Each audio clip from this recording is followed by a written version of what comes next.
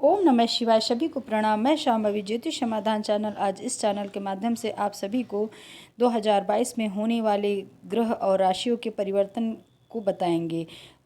2022 में कौन से ग्रह कब परिवर्तन कर रहे हैं और इन किन नक्षत्रों में रहेंगे, कब मार्गी होंगे, कब अस्त होंगे और कब ये वक्री रहेंगे। इसके साथ ही इस साल में जो हमारे जीवन में समस्याएं आने वाली हैं उनसे बचने के उपाय के बारे में भी बताएंगे। तो आइए जानते हैं सबसे पहले कि यह हर व्यक्ति यह इस बात से भली भांति वाकिफ़ है कि 2021 भी 2022 की तरह चुनौतियों से भरा हुआ था। 2021 में भी लोगों ने अपनों को खोया है, व्यापार ठप्प हो गए हैं, नौकरियां हाथ से जाती रही हैं।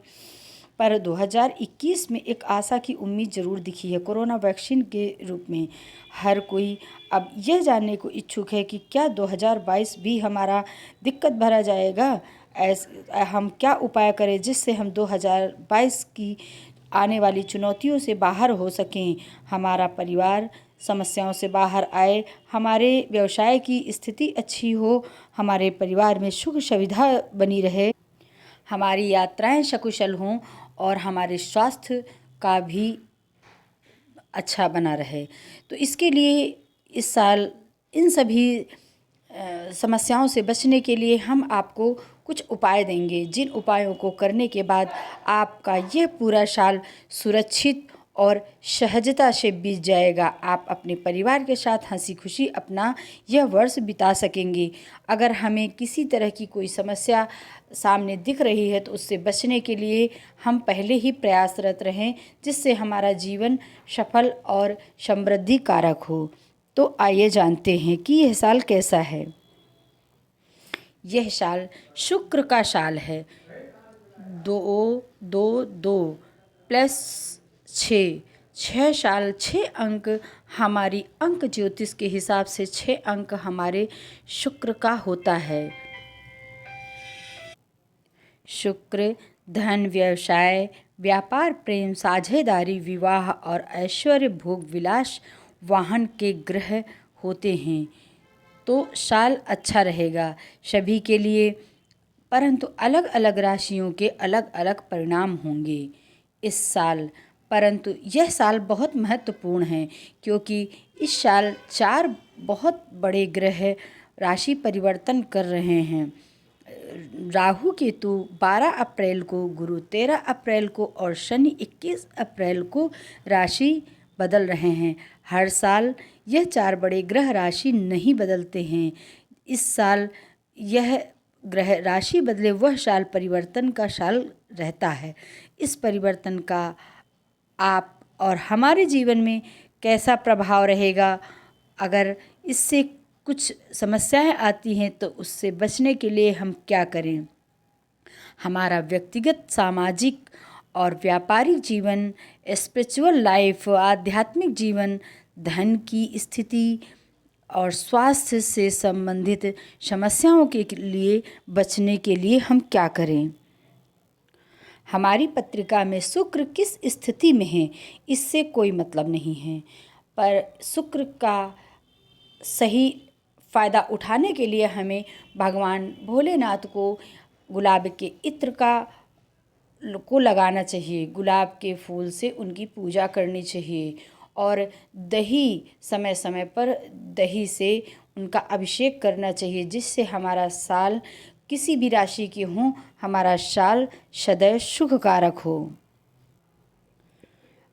अप्रैल में बड़े ग्रह बदल रहे हैं। शनि, गुरु, राहु, केतु। काल अनवरत चलता रहता है। काल कल भी रहेगा और आज भी है, लेकिन ग्रह भी हमेशा बदलते रहते हैं। कालखंड कुछ ऐसा होता है जब समय समय पर ग्रहों का परिवर्तन हुआ करता है।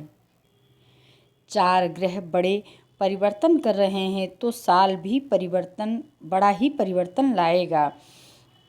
अप्रैल के पहले का महीना, अप्रैल के बाद का महीना 2 हिस्से में बांट दीजिए। बड़े ग्रह जब राशि बदलते हैं तो दूरगामी प्रभाव देते हैं। एक राशि में अधिक समय रहने के कारण प्रभाव देर तक रहता है। बाकी ग्रह इन्हें क्षणिक प्रभाव देते हैं। इन्हें छोटे प्लैनेट कहते हैं, जिसकी वजह से इनका प्रभाव ज़्यादा दिन तक नहीं रहता है। जब भी हम राशिफल की बात करते हैं तो दूरगामी और छोटे ग्रहों को देखने के साथ ही इनकी महादशा अंतर्दशा को मिला करके ही राशि बताया जाता है। गुरु, शनि, राहु, केतु, नक्षत्र परिवर्तन, अस्त वक्री का विचार कर लेना चाहिए।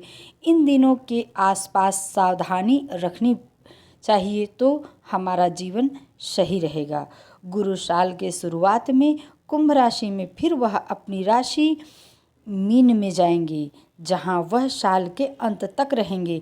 नक्षत्रों की बात करें तो गुरु 2 जनवरी से 2 मार्च तक सदभिषा नक्षत्र में रहेंगे। 2 मार्च से 28 अप्रैल तक अपने ही नक्षत्र पूर्वा भाद्रपद में रहेंगे। 28 से साल के अंत तक शनि के उत्तराभाद्र नक्षत्र में रहेंगे। अधिकतर समय राहु गुरु शनि के नक्षत्र में रहेंगे। वक्री होंगे यह 19 जुलाई से लेकर 24 नवंबर तक और अस्त 23 फरवरी से लेकर 27 मार्च तक होंगे। तो जब गुरु वक्री अस्त हों तो हमें अपने कार्य स्थल पर विचार अधिक रखना चाहिए, क्योंकि धर्म और ध्यान के स्वामी होते हैं गुरु। इनका विशेष विचार रखें। जो निर्णय बड़े लेने वाले हैं, दूरगामी प्रभाव आने वाले हैं, तो इनमें सावधानी हमें रखनी चाहिए। अब शनि साल की शुरुआत में 28 तारीख तक अपने मकर में रहेंगे। 29 अप्रैल को वह कुंभ राशि में आएंगे। अगर नक्षत्रों की बात करें तो साल की शुरुआत से लेकर 18 फरवरी तक श्रवण नक्षत्र में रहेंगे, जो चंद्र का नक्षत्र है, और 18 से साल के अंत तक धनिष्ठा नक्षत्र में रहेंगे, जो मंगल का नक्षत्र है। शनि शत्रु नक्षत्र में रहेंगे, परंतु राशियां अपनी ही रहेंगी। मकर से शनि धन देते हैं और मेहनत बढ़ा देते, और कुंभ में शनि आध्यात्मिक उन्नति देते हैं। वक्री की बात करें तो शनि 5 जून से 23 अक्टूबर तक वक्री हैं। अस्त रहेंगे 24 जनवरी से 27 फरवरी तक। राहु 12 अप्रैल तक वृष उच्च राशि में और उसके बाद मेष राशि में साल के अंत तक रहेंगे।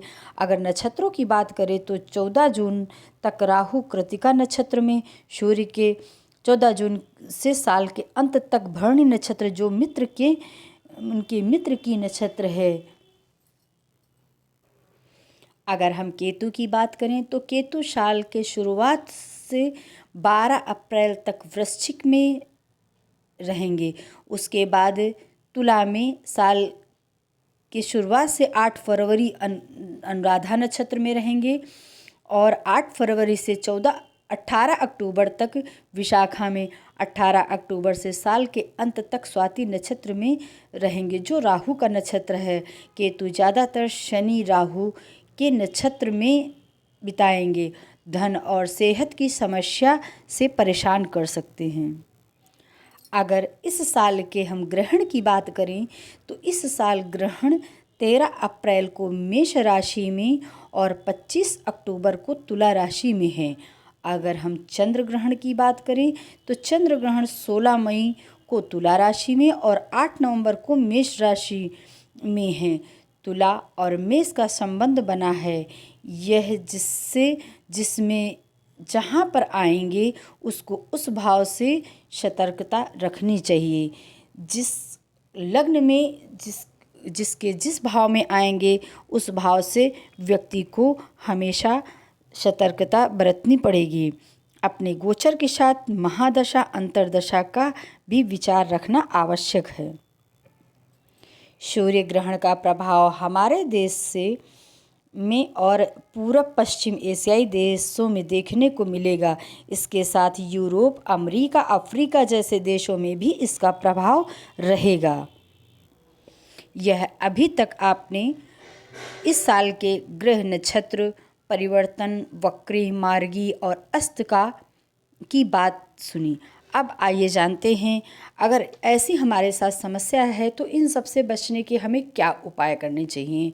अगर आपने अपने जीवन में हर दिन 30 मिनट इन सभी उपायों को कर लिया तो 24 घंटे आपके हैं, बिल्कुल सकुशल बीतेंगे। इसमें किसी तरह का संदेह नहीं करना चाहिए, क्योंकि भगवान बहुत कृपालु हैं और अगर हम उनको थोड़ा भी समय देते हैं तो वो सारा समय हमारे साथ रहते हैं।